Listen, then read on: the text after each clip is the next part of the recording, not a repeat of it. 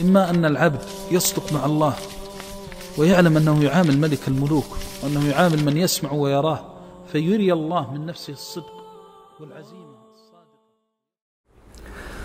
إن الحمد لله نحمده ونستعينه ونستغفره ونعوذ بالله من شرور أنفسنا ومن سيئات أعمالنا من يهده الله فلا مضل له ومن يضلل فلا هادي له وأشهد أن لا إله إلا الله وحده لا شريك له وأشهد أن محمدا عبده ورسوله صلى الله عليه وسلم أما بعد يقول الله سبحانه وتعالى بسم الله الرحمن الرحيم أحسب الناس أن يتركوا أن يقولوا آمنا وهم لا يفتنون.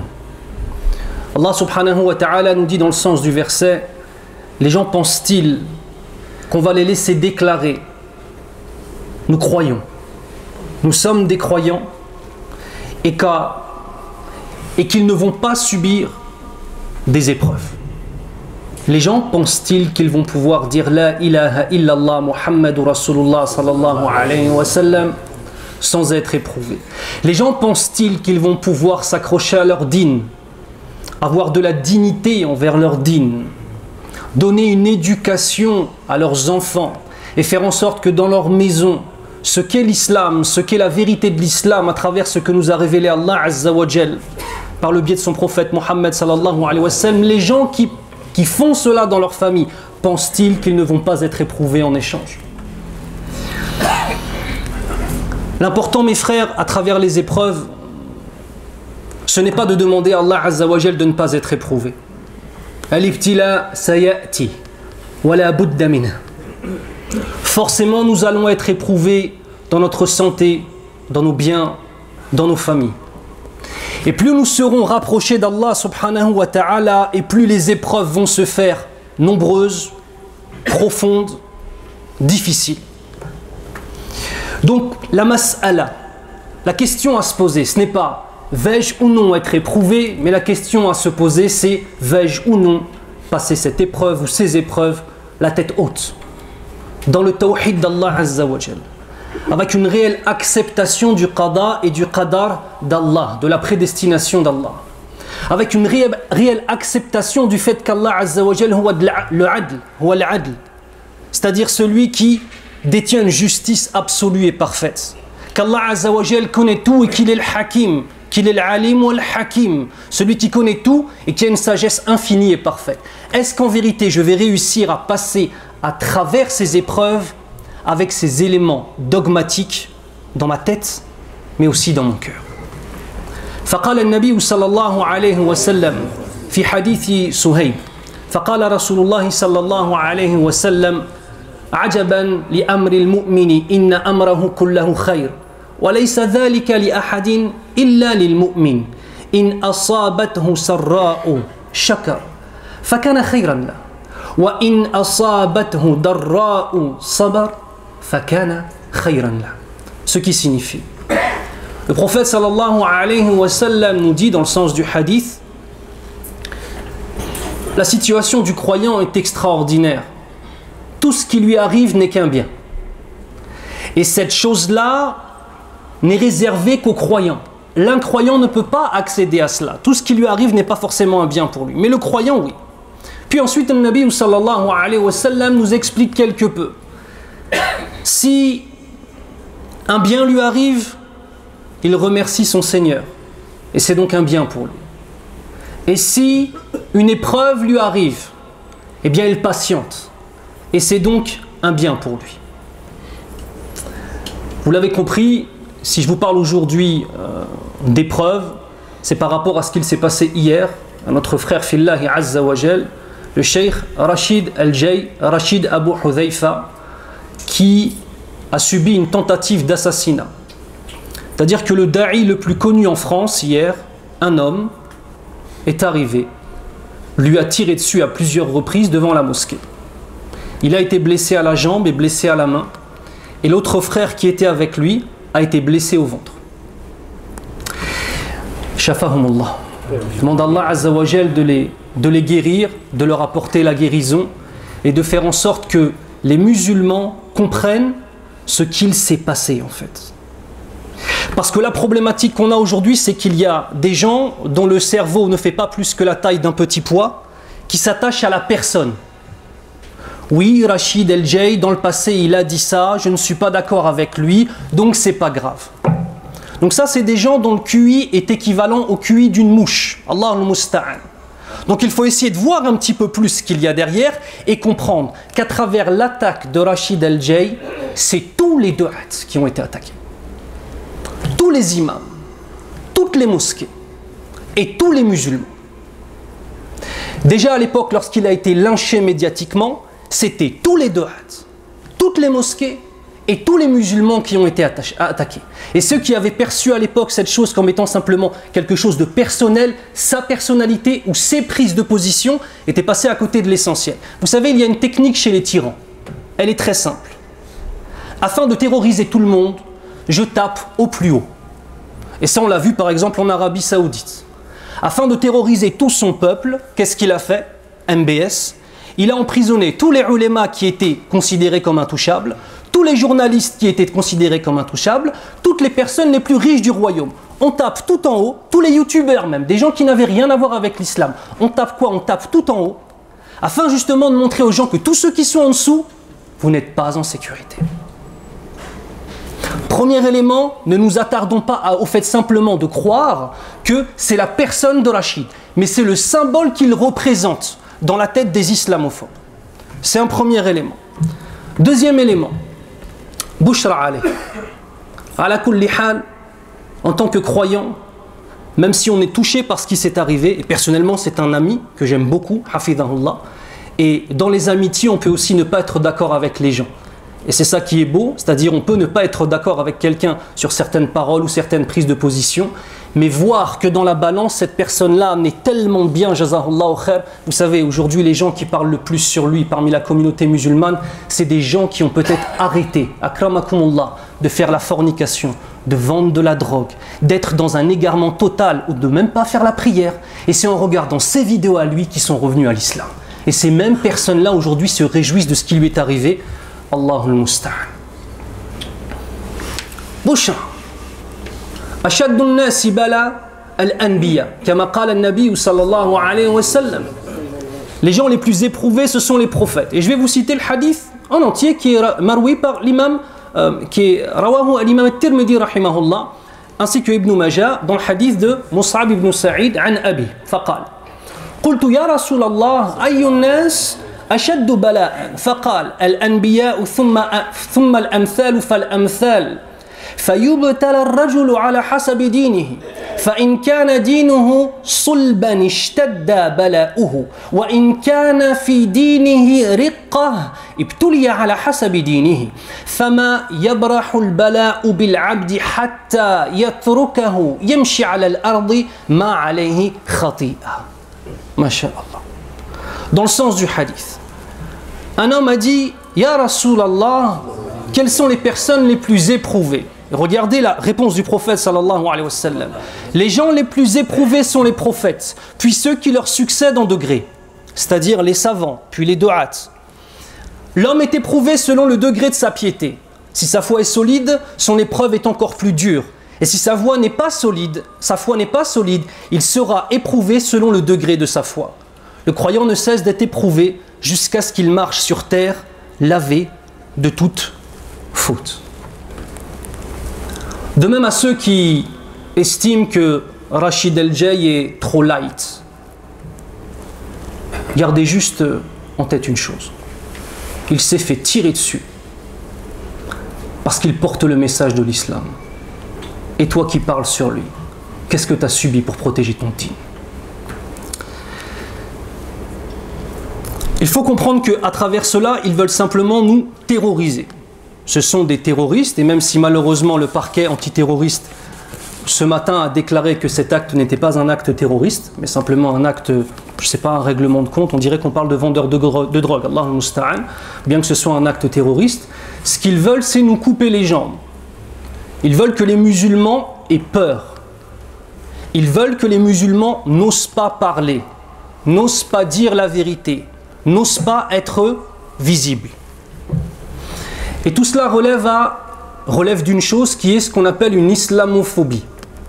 Et à travers ce qui s'est passé sur l'imam Rachid al-Jay, hafidahullah wa shafahullah, et bien à travers cela, je voudrais qu'on parle de l'islamophobie. Et on va voir la définition de ce qu'est l'islamophobie. C'est l'ensemble des actes de discrimination ou de violence contre des institutions ou des individus en raison de leur appartenance réelle ou supposée à l'islam. Ils veulent que l'on disparaisse. Ta barbe les insupporte. Le hijab de ton épouse les insupporte. Et ce qu'il y a de pire dans cela, c'est qu'on a encore des bannis oui-oui analphabètes type Shell Goumi qui transportent ce message-là. Ou alors on a aussi des bannis oui-oui savants type Tarek Koubrou qui nous disent vous devez être discret, vous devez être invisible. Il y a Ikhwan, il y a deux choses. Soit ce pays, c'est le nôtre, soit c'est pas le nôtre. Soit nous sommes français de confession musulmane, soit en vérité on n'est pas du tout français, on s'estime comme des voyageurs ici. Celui qui s'estime comme un voyageur peut penser qu'il ne doit pas changer les us et coutumes des gens chez qui il est, puisque lui ne se sent pas chez lui. Et moi je m'appelle Eric, moi je suis musulman, je suis converti à l'islam, d'accord, je suis européen d'origine, je suis chez moi, et tous ceux d'entre vous qui se sentent chez eux, peu importe leur origine, vous êtes chez vous. On nous propose, et on est en train de nous dire que finalement l'islamophobie c'est de notre faute, parce qu'on est trop visible. Donc c'est une aberration et il ne faut absolument pas accepter ce type de discours. Parce que ça ne fait que quoi? Que conforter les racistes dans leur façon de penser les choses. En fait, en gros, on subit des injustices et par la suite on s'excuse. On ne s'excuse pas quand on est victime. Quand on est victime, on réclame son droit. Alors qui sont les victimes de l'islamophobie? Nous tous. Mais qui se sentent concernés et qui réagissent, malheureusement, c'est uniquement les gens qui ont subi l'islamophobie. Et ça aussi, c'est un gros problème en fait. C'est-à-dire qu'en fait, les gens n'ont strictement rien à faire de ce qui se passe au niveau de l'islamophobie. Ni au niveau des hautes sphères, ni au niveau de tous les jours. Tant qu'en fait sa femme, elle n'a pas été agressée, il n'en a rien à faire de l'histoire. Tant que lui n'a pas subi une discrimination, il n'en a rien à faire de l'islamophobie. C'est une chose qui nous touche tous. Et il ne faut pas que l'on subisse de l'islamophobie pour prendre position contre l'islamophobie. Nous sommes des musulmans. Mes frères, peu importe votre couleur, ces gens-là, ce qu'ils visent, c'est nos croyances. Troisième élément. Si on regarde un petit peu l'historique de l'islamophobie, bien sûr, on a la littérature médiévale avec tous les fantasmes sur le mort, sur le sarrasin. Je vous invite d'ailleurs à acheter une revue qui s'appelle Sarrazin, d'accord, qui est très pertinente au niveau historique. Je vous invite à aller sur internet, taper revue magazine Sarrazin. Machallah, c'est des moments, il mentionne des moments historiques très pertinents et qui nous apprennent aussi notre histoire. Machallah, tabarakallah. Donc on a toute cette littérature, comment dirais-je, médiévale, avec des fantasmes sur l'islam. Et en fait, ces mêmes concepts-là sont restés. Et aujourd'hui, on voit que l'islamophobie a pris un nouveau visage. À l'époque, dans les années 80, un islamophobe était forcément un raciste. Et donc en fait, les racistes étaient islamophobes, c'est vrai ou pas? Et en fait, c'était la haine de l'arabe ou la haine du noir qui faisait naître une islamophobie, c'est la haine de l'autre. Aujourd'hui, les choses sont différentes par rapport à tout ce qui s'est passé dans les médias. Aujourd'hui, les choses sont différentes. Vous pouvez tomber sur une personne, écoutez, il n'a aucun problème avec les arabes, les berbères ou nos frères africains noirs de peau. Ou les Pakistanais, ou peu importe. Aucun problème. Il n'est pas raciste. Par contre, il est islamophobe. Et ça, c'est un grand bouleversement qui est arrivé dans la société française. Ce ne sont pas uniquement les gens qui sont racistes qui aujourd'hui sont islamophobes. Et il est aussi important de dire que ce n'est pas la majorité de nos concitoyens français qui sont islamophobes ou racistes. Walhamdulillah. Il y a ce qui passe à BFM TV et toutes les chaînes, comment dirais-je, qui cherchent à attiser la haine contre les musulmans, malheureusement. D'accord? Et il y a la réalité de tous les jours, avec nos voisins, avec les gens avec qui on travaille et les gens qu'on rencontre dans la rue qui, en tout cas surtout ici, je trouve, mashallah, en termes généraux, sont assez ouverts. Walhamdulillah. Donc il est aussi important de ne pas tomber dans une paranoïa et de penser que tout le monde nous déteste, car walhamdulillah, ce n'est pas le cas. Donc on a une réalité par rapport aux hautes sphères, avec les médias. Quand on répète sans arrêt aux gens que les musulmans sont des fous assoiffés de sang, et que l'on montre des images de terrorisme, et que, subhanallah, le grand sujet en ce moment, c'est le burkini. Vous vous rendez compte? Des femmes qui se couvrent pour aller à la piscine, ils en ont fait quoi? La une du journal de 20 heures. Sans arrêt, les médias, ils sont sans arrêt sur nous. Il n'y a pas un jour sans qu'il n'y ait des émissions contre l'islam et contre les musulmans, nous faisant tous passer pour des fous assoiffés de sang, subhanallah. Et on a une part des hommes politiques, alhamdoulilah, ce n'est pas la majorité, mais une part d'hommes politiques qui, non pas par conviction, sont islamophobes. Parce que ces gens-là n'ont aucune conviction. La seule chose qu'ils veulent, c'est exploiter un filon, un terrain fertile pour être réélu ou pour réussir à être élu. Ces gens-là, ils n'en ont rien à faire de l'islam, ils ne sont pas plus islamophobes qu'un autre. Simplement, ils veulent quoi? Ils veulent le kursi, ils veulent de l'argent, ils veulent des subventions. Et c'est la même chose avec beaucoup de médias. Donc, il ne faut pas voir ces actes comme étant simplement des actes racistes, mais il faut essayer d'avoir une vision globale.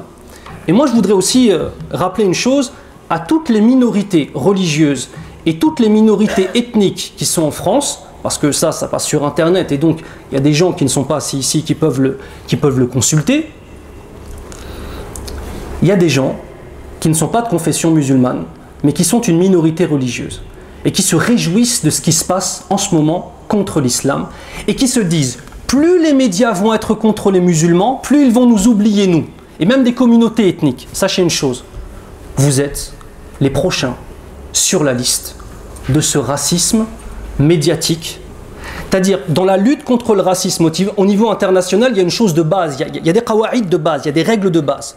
À chaque fois qu'une haine contre une minorité augmente, c'est la haine contre toutes les minorités qui augmente. Ainsi, lorsque l'islamophobie augmente, écoutez bien, c'est l'antisémitisme qui augmente aussi. Ça, c'est une chose, il faut le rappeler. C'est aussi la haine anti-noire qui augmente.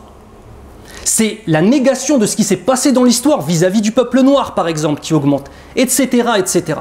Donc il est important que toutes les communautés comprennent, toutes les communautés minoritaires, qu'elles soient religieuses ou ethniques, sont finalement concernées par ce qui se passe. Parce que malheureusement, ils sont les prochains sur la liste, qu'Allah nous préserve et les préserve.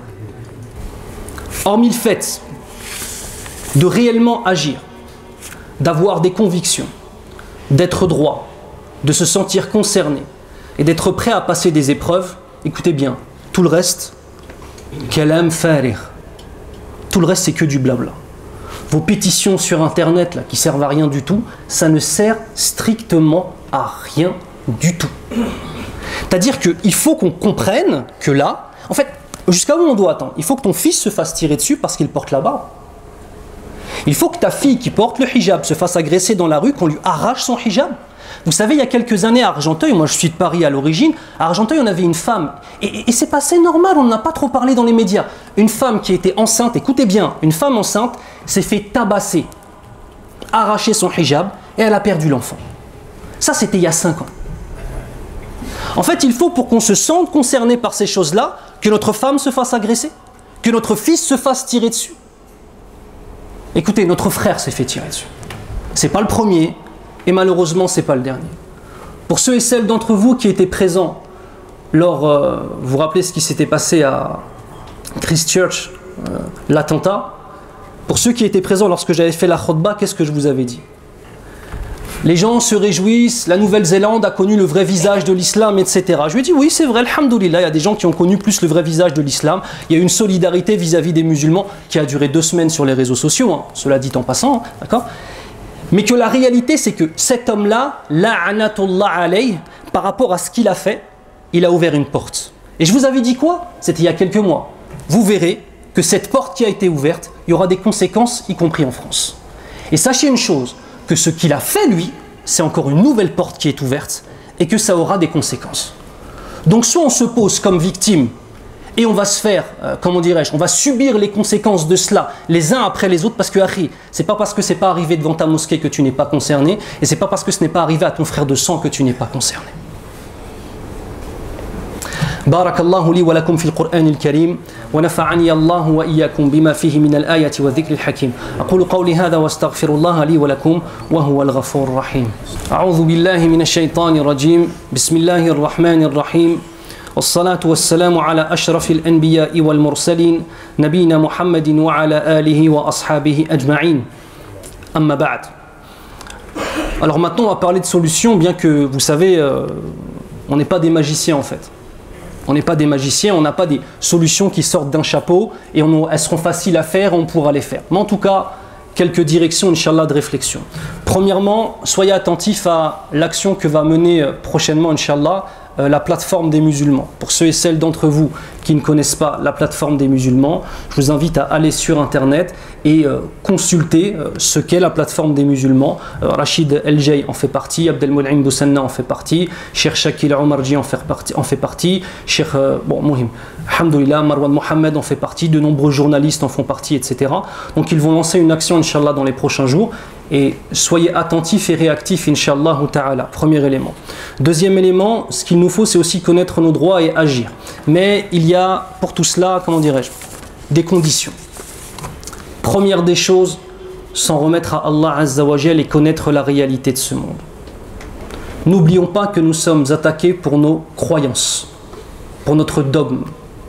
Ici, j'ai en face de moi une boîte de crayons de couleur. D'accord ?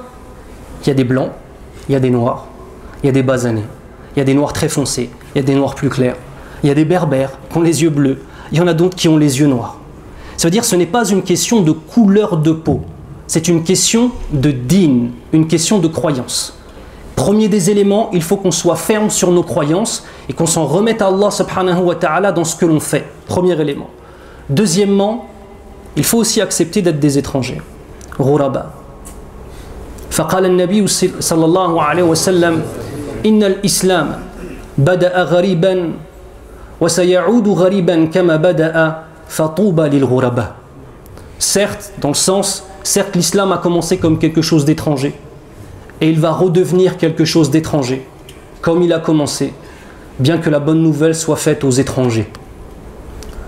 Il faut accepter qu'il y a des gens qui ne nous ont pas acceptés, qui ne nous acceptent pas et qui ne nous accepteront pas. Ça, il faut l'accepter. Et que cette absence d'acceptation ne vienne pas nous affaiblir, mais au contraire, vienne nous renforcer. Parce que si tu me détestes, parce que je dis La ilaha illallah Muhammadur Rasulullah sallallahu alayhi wa sallam, Wallahi marhaba.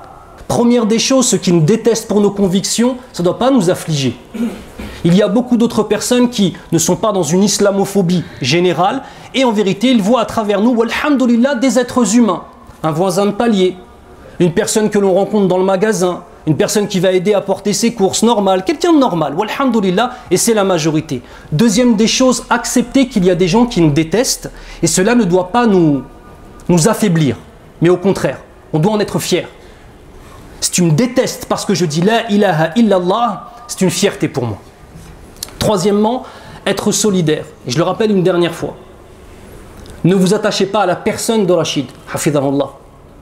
Attachez-vous au symbole qu'il représente, de la personne la plus écoutée en France. Vous savez, pour ceux, peut-être pour les anciens, peut-être que vous ne connaissez pas cet imam. Posez la question à vos enfants. Mais combien de jeunes j'ai rencontrés qui ne faisaient pas la prière, qui sont revenus par sa cause, walhamdulillah. C'est des milliers, vraiment. Et en tapant cet homme-là, ils ont voulu passer un message qui est vraiment très très clair. Mais vous inquiétez pas, on a reçu le message. Sauf qu'on est des musulmans, walhamdulillah.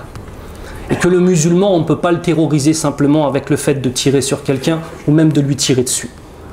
Parce que le musulman, il a un i'tiqad, il a un dogme. Et parce que ce musulman, il sait qu'il a été mis sur cette terre pour être éprouvé. Enfin, dernier point, par rapport au droit juridique, mais néanmoins, il faut faire les causes, walhamdulillah.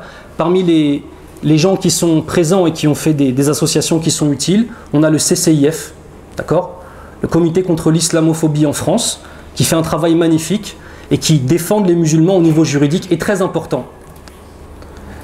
On ne se dirige pas vers le CCIF ou on ne soutient pas financièrement le CCIF uniquement quand on est victime de l'islamophobie.